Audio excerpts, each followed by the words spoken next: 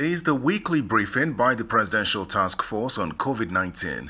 Unexpectedly, the issue of vaccine production, procurement and distribution takes center stage. The task force confirms that the country is still on track to receiving the expected 16 million doses of the AstraZeneca vaccine. However, the lack of funding and sponsorship is blocking two locally developed vaccines from getting to clinical trial. Nigeria, I can say now, have reported 2 candidate vaccines from 2 separate laboratories and have been reported to the ministry. So those candidate vaccines, we are looking for sponsors. They require over $1 billion to drive them each.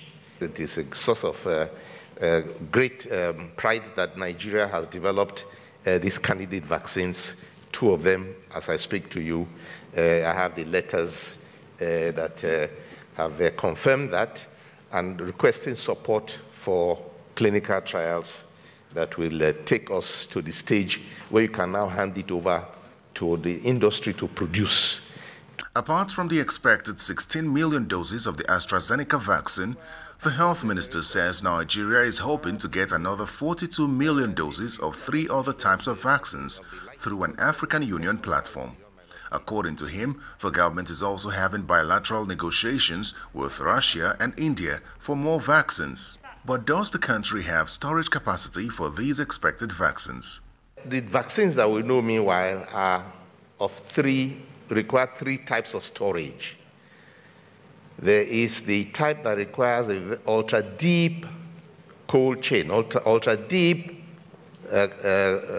freezer storage, minus 80 degrees. That's extremely cold.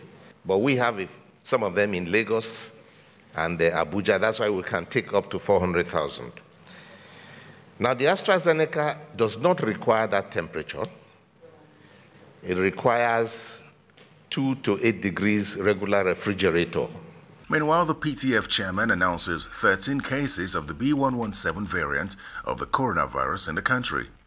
A total of 13 B.1.1.7 variant strain have so far been detected in Nigeria.